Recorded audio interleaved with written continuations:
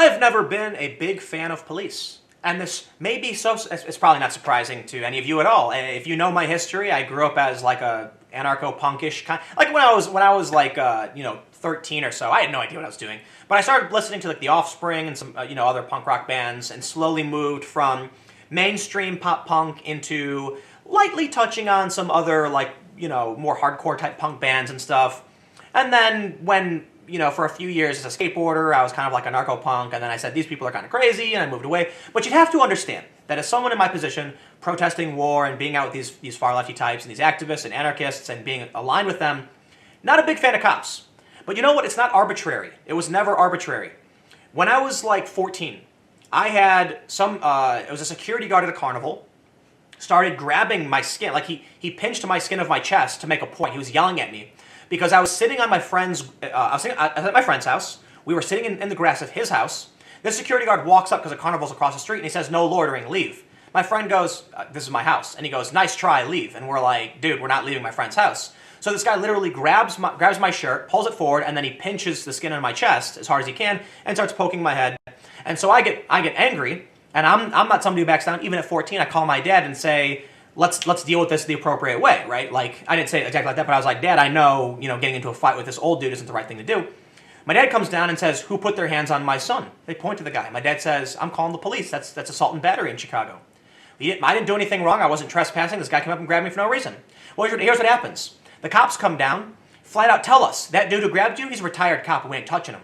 So my dad calls the supervisor. Supervisor says, "Don't worry, I'll take care of it." Walks over, shakes the guy's hand, and has a big old chest left. Ho, ho, ho. And you know what? That, for me, soured me on police for a very long time. But I'll tell you what. I'm not a child. I understand that having one bad encounter with some assholes doesn't mean that all police are bad. And it also made me realize, actually, I realized as I got older, that situations like that are what start to, breed this culture on the left of believing that all cops are bad. They say it, ACAB. I don't believe that's true. And I'll tell you another story, and I hope you stuck around to this point. I was walking down the street in Chicago when some guy started threatening me and demanding money. And I laughed because I didn't have any money. I was like 22. And he said he was going to pull out a knife and, threaten, hurt me and all that. When all of a sudden, a cop out of nowhere just grabbed the guy. He came up from on our side, jumped in front of us, grabbed the guy by the collar, slammed him into the wall, and screamed in his face. A bunch of cops kind of arrested him, and they asked me, "Sir, are you all right? We saw this guy. We saw what was going on." And I was actually rescued. Okay? I've had more negative experiences with police. And that's bad. And that's why I firmly believe there are certain circumstances. I really should get into the story. I don't want to drag on too long. This is about a guy who disparaged a police officer on Facebook and got arrested because of it. It's true. And I think the nuance needs to be expressed that these things do happen. I've had police kick my door in with their hands on their guns, screaming at us, no warrant, just kicking the door and just threatening me and my friends. I'm on the south side of Chicago. And I still have the maturity to realize I'm not going to blame all cops because I had bad experiences. I've had fewer good experiences, don't get me wrong. I think there certainly are some cultural issues that affect police departments in negative ways, and it can result in these bad stories. But I also recognize the job's tough. My dad told me this. My dad's a firefighter, and he said, "You don't want to be a cop, man. That's a crap job. It's so ridiculous. You snap dealing with like the dregs of society and these constant problems." But I'll tell you one more story to end on a more positive note before we get into this. I knew a dude who accidentally he scraped a car in a parking lot, and he panicked and he fled. And the cops found him, and they showed up, and they said, "You just a hit and run, man." And he was panicking, saying, "I just didn't know what to do." The kid was like 17, and he was like, "I panicked." And the cops were like, "Look, man, we talked to the car's owner. There's no problem here. You're not going to go to jail. We're not going to charge you. You're not going to get arrested. Just give us your insurance information, and that's what you're going to have to deal with." And he apologized. He did, and that was the end of it. And you realize that sometimes you really do have those cops who are like, "Look, man, we don't need to make a federal case out of this." Yeah, there's nuance in these issues. Some people probably say, "You know what? No, it was a hit and run. He should be arrested for it." But it's also important that police sometimes realize we're all human, and we should try to just make sure that justice happens. Is locking some 17-year-old up for months and taking his license, all that, going to do justice? No. Getting the guy's car fixed because his paint got scraped makes more sense. It's not an egregious, it's not the worst offense. But let's read this story, because sometimes it's worth talking about. Like lots of Americans, Robert Fries is not shy about expressing his views on the internet. Last year, in a comment on a newspaper Facebook page, he said a New Hampshire police officer who had given him a traffic citation was a dirty cop. The police chief, Mr. Freeze added, was a coward who had covered up the matter. The police officers might have looked the other way. They might have responded explaining their position and letting readers decide who was right. They might have filed a civil suit for libel seeking money from Mr. Freeze. Instead, they did a fourth thing, one that seems at odds with the American commitment to free expression, particularly where criticism of government officials is concerned. They arrested Mr. Freeze, saying he had committed criminal libel. I'm pretty sure, oh wow, look at this, they say about half of states have laws making libel a crime. And prosecutions are not uncommon. About 25 people were charged with violating New Hampshire's law from 2009 to 2017, according to a lawsuit filed last month on behalf of Mr. Freeze by the ACLU. Nationwide, according to a preliminary count by Eugene Volokh, a law professor at the University of California, Los Angeles, it appears that they happen about 20 times per year and often lead to convictions. That seems to me like an egregious violation of free speech. You're allowed to call someone a name and insult them. I'm going to say it. He should not have been arrested. He has faced Mr. Freeze himself has faced two prosecutions. First in Hudson, New Hampshire, for which was prompted by his negative statements about a life coaching business. It ended in a guilty plea and a fine, with some of it was suspended.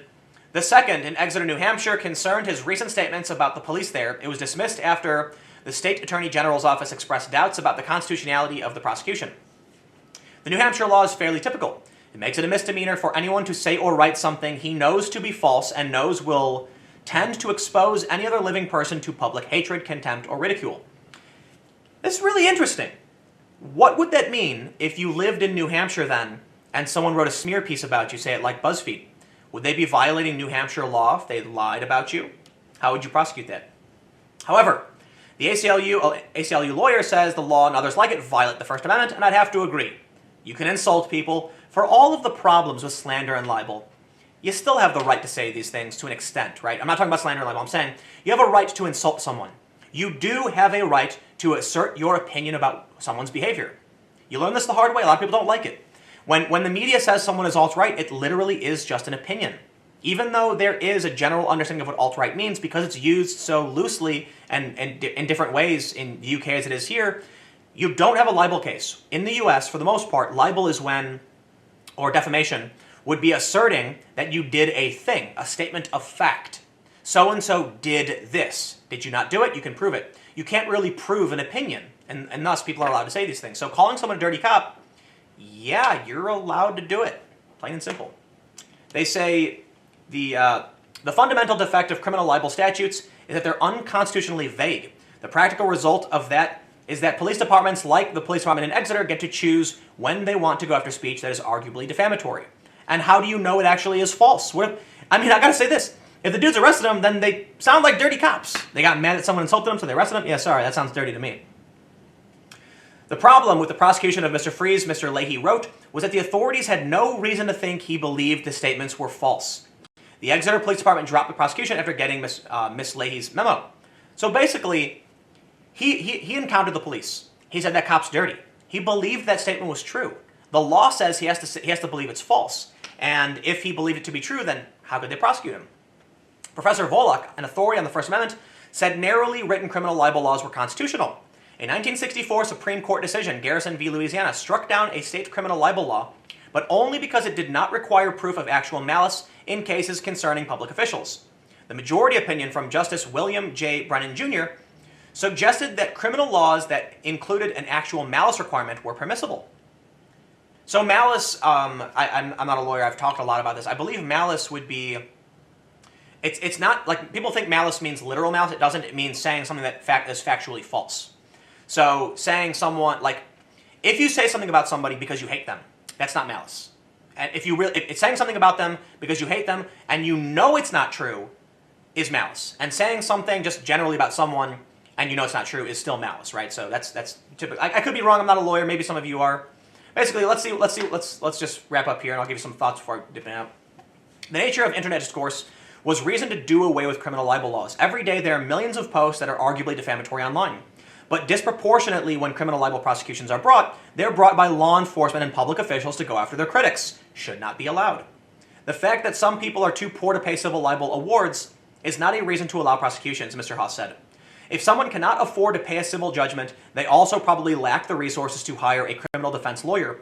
Without the aid of counsel, a criminal defendant will almost certainly plead guilty or be convicted at trial, regardless of whether their speech was actually defamatory. I'm going to end straight up. Few ideas.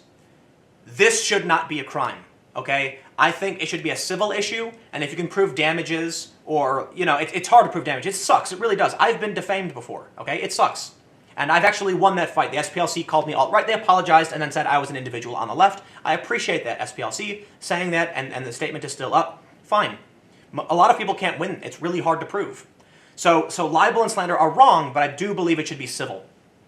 Because, like they mentioned, it's police, it's public officials going after people who criticize them. And they'll do that. And you shouldn't be allowed to do that. You shouldn't be allowed to arrest people because they're just saying mean things about you. Again, I understand slander, libel, defamation, they're different things, but then we just need to be careful about empowering the government to do this. The last thing I want to say is just, you've got people on the right with the Blue Lives Matter, you've got people on the left saying all cops are bastards. The reality is it's nuance, man. The police have a culture. Are they less likely to snitch? Of course they're not going to snitch. Activists don't snitch on each other either. I think that's a problem. I think we should make sure we hold people accountable, period. But it's silly to assume that all cops are bad. You get people who highlight, it's propaganda, it really is. They take the worst of these videos and claim all cops are this way. No. Are there a lot of cops who do bad things? Yes. Is it the overwhelming majority? Absolutely not. I would actually argue we hear about the squeaky wheels. We hear about the really bad cops. Don't assume all cops are bad because of it. Also keep in mind, when there are bad cops, we absolutely need to make sure we take care of that problem. And so we shouldn't just assume someone's exaggerating or lying when they claim a cop is bad, and we shouldn't allow a cop to arrest somebody for just calling him a dirty cop, right? It's complicated, whatever. I'm going to get out of here. Thanks for hanging out. I'll see you guys tomorrow on the main channel.